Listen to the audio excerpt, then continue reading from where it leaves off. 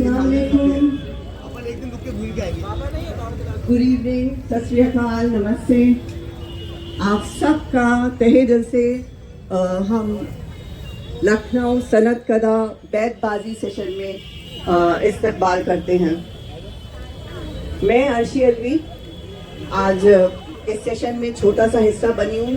शुक्रिया अदा करना चाहूँगी माधवी जी का, जिन्होंने मुझे इस सेशन का हिस्सा बनाया। शुक्रिया, थैंक यू सो मच। वो उर्दू का मुसाफिर है, यही पहचान है उसकी। वो उर्दू का मुसाफिर है, यही पहचान है उसकी। जिधर से भी गुजरता है सलीका छोड़ जाता है। और एक छोटा सा शेर मैंने लिखा था, कत्ल उसने कर दिया मेरा बिना शमशीर के। कत्ल उसने कर दिया मेरा बिना शमशीर के।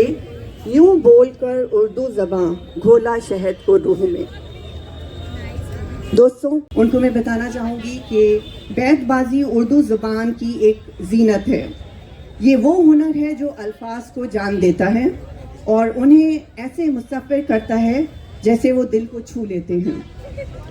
बैतबाजी उर्दू शायरी की वो रणभूमि है जहाँ पार्टिसिपेंट्स शायर के कलाम को जान देते हैं, ऐसी खूबसूरत तरह से अदा करते हैं शेर व शायरी कि सबको लुफ्त अंदोज़ कर देते हैं। ये एक अदबी मशगला है उन दिनों का जब हम लोग के सोशल मीडिया प्लेटफॉर्म्स नहीं होते थे। हम लोग वर्चुअल दुनिया में ना रहकर एक असली दुनिया में रहते थे, जहाँ पे लोग जो हैं घरों में अपने दोस्तों के साथ आंगन में महफिलों में मिलजुल कर ये खेल खेला करते थे।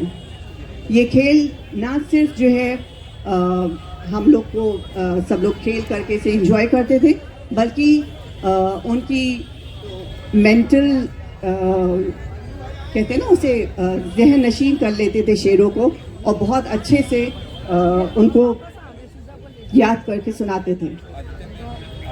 ऐसे खेलों के जरिए वो जहन इस तरह से लोग ना सिर्फ अच्छे कलाम पढ़ते थे बल्कि उन्हें जहन नशीन भी कर लिया करते थे।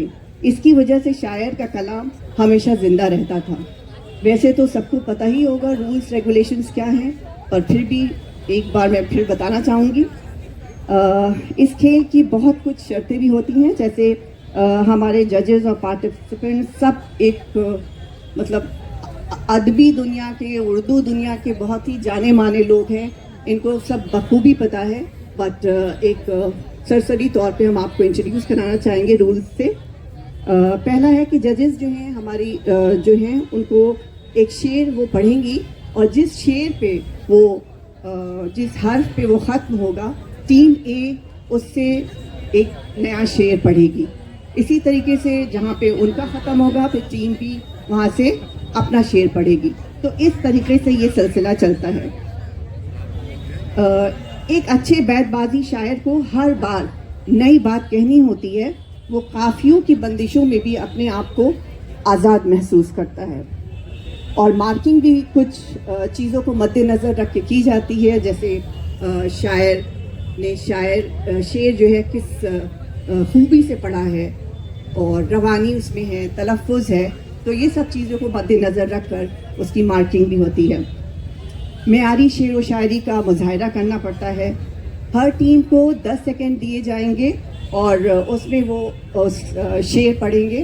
अगर 10 सेकंड में वो पूरा नहीं कर पाए तो वो टीम नेक्स्ट टीम को लफ्ज़ जो है वो ट्रांसफ़र हो जाएगा, वो बताएंगे।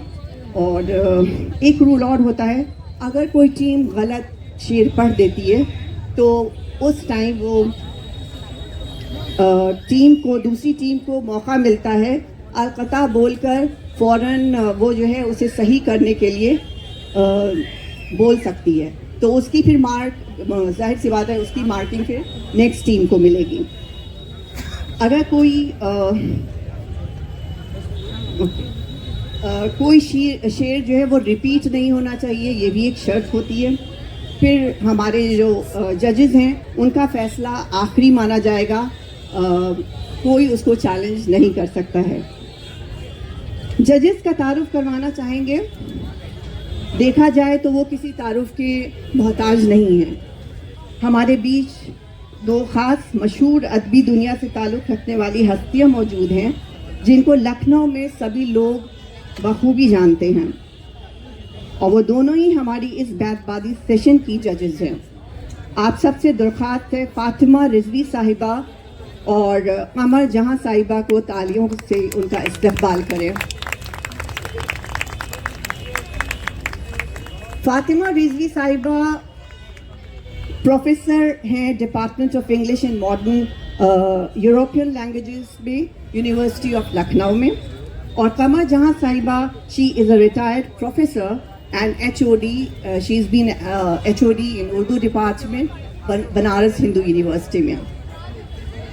और आज जब हम सब यहाँ पर तनत कदा की उर्दू की महफिल में जमा हुए हैं तो दो लोग बहुत ज़्यादा मुझे याद आ रहे हैं जो पिछले सालों इन्हीं महफिलों में थे बतौर जजेस या गेस्ट ऑफ ऑनर के तौर पे। जी हाँ, आप सही समझ रहे हैं, मेरा इशारा शारिब रुदौलवी साहब और नवाब मीर जाफ़र अब्दुल्ला साहब की तरफ है। खालिद शारिब साहब का एक शेर है, बिछड़ा कुछ इस अदा से कि रुत ही बदल गई, बिछड़ा कुछ इस अदा से कि रुत ही बदल गई, एक शख्स सारे शहर को वीरान कर गया। हुए नमवार बेनिशान कैसे कैसे, हुए नमवार बेनिशान कैसे कैसे, ज़मीन खा गई आसमान कैसे कैसे।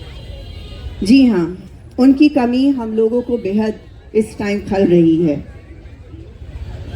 ये महसूस वो ऐसे खूबसूरत किरदार के लोग जिन्होंने हमारे लखनऊ की गंगा जमनी तहजीब और भाईचारे को ज़िंदा रखा। एज अ कल्चरल एम्बेसडर की तौर पे हम उन्हें आज भी याद करते हैं। सिर्फ लखनऊ के नहीं बल्कि पूरे हिंदुस्तान के लोग उन्हें बेपनाह मोहब्बत करते हैं, लेकिन आज भी हमारे दिलों में उनके लिए पुरखुलूस मोहब्बत मौजूद है। जब जब लखनऊ में अदबी महफिलें सजेंगी उनको हम उसी तरीके से, इज़्ज़त से, मोहब्बत से और खुलूस से याद करेंगे। अब हम रुख करते हैं अपनी टीम्स की तरफ। टीम्स का तारुफ करवाना चाहूँगी आप सबसे, और इनकी तारीफ में कुछ कहना ऐसे ही होगा जैसे सूरज को दिया दिखाना। हर पार्टिसिपेंट एक नायाब शख्सियत है इल्म की दुनिया की। टीम ए में है आयशा सिद्दीकी साहिबा, फिक्शन राइटर हैं, कंपाइलर हैं दीवाने मीर किताब की, और मौलाना अती उल्दानी साहिब की बेटी हैं। सबिया अनवर साहिबा, कौन नहीं जानता होगा लखनऊ में इनको। एजुकेशनिस्ट हैं, राइटर हैं, प्रिंसिपल रह चुकी हैं करामत हुसैन मुस्लिम डिग्री कॉलेज की, लखनऊ यूनिवर्सिटी में HOD रह चुकी हैं उर्दू डिपार्टमेंट में। बहुत सारे इनाम इनके नाम आ चुके हैं, बहुत सारे इनामों से नवाजी जा चुकी हैं, जिनमें से कुछ हैं जैसे मौलाना अब्दुल कलाम आज़ाद अवार्ड, नेशनल इत्तेहाद मिलत अवार्ड, शान अवध अवार्ड, UP रतन अवार्ड, और भी बहुत सारे। List is very long. Doctor Anwar साहिबा ने बहुत सारी किताबें भी लिखी हैं जिसमें से फ़िदाए लखनऊ बहुत ही फेमस है, बहुत सारे लोगों ने पढ़ी है। हमारी तीसरी कंटेस्टेंट हैं मीना इरफान साहिबा, मशहूर उर्दू शायर इरफान सिद्दीकी साहिब की बेटी हैं और दूरदर्शन में असिस्टेंट एडिटर और एंकर हैं। उर्दू से बहुत ही मोहब्बत है, अपने तरीके से कुछ ना कुछ करती रहती हैं। टीम बी में है रेहाना अली साहिबा, ये भी एजुकेशनिस्ट हैं, सोशल वर्कर हैं, वाइस प्रिंसिपल रह चुकी हैं स्टडी हॉल की। उसके बाद परवीन शुजात साहिबा हैं, ये भी एजुकेशनिस्ट हैं, मुमताज़ डिग्री कॉलेज में प्रोफेसर हैं। बहुत सारे आर्टिकल्स इनके अखबारों में, मैगजीन्स में पब्लिश होते रहते हैं, लोग पसंद करते रहते हैं। बहुत ही लर्नड लोग हैं ये सब। प्रोफेसर रेशमा परवीन साहिबा प्रोफेसर हैं खुनकुन जी गर्ल्स पोस्ट ग्रेजुएट कॉलेज में।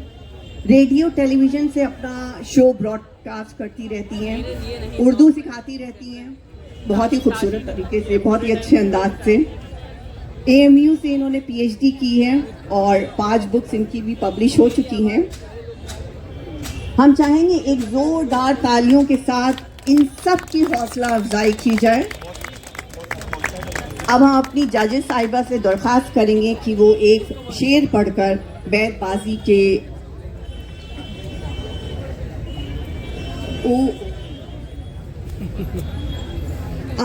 अब मैं चाहूँगी प्लीज़ जजेस, सबसे पहले पार्टिसिपेंट्स टीम A, मैं आपसे गुजारिश करूँगी कि आप लोग प्लीज़, मैं नाम ले रही हूँ, आप लोग स्टेज पे आते जाएं। आयशा सिद्दीकी साहिबा,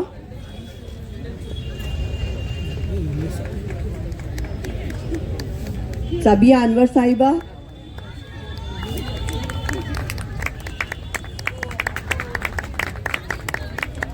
मीना इरफान साहिबा,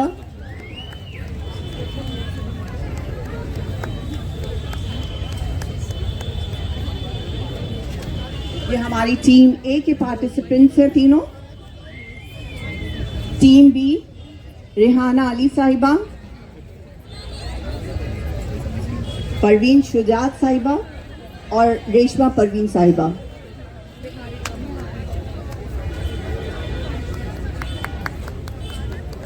अब एक जोरदार तालियों से इनका इस्तकबाल करें।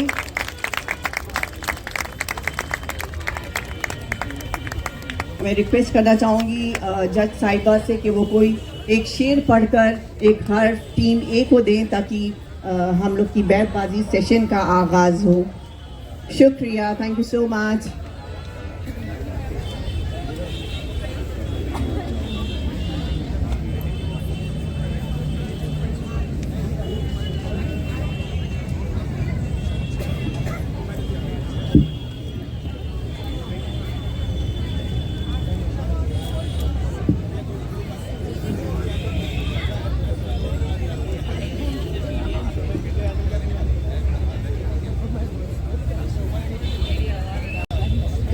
को जज करने का मौका मिला, ये सब हमारे साथ ही हैं, लेकिन उम्र में थोड़े कम हैं, लेकिन सब हमारे साथ के लोग हैं। और बैतबाजी का आप मतलब जानते हैं, बैत कहते हैं शेर को, बाजी कहते हैं खेल को।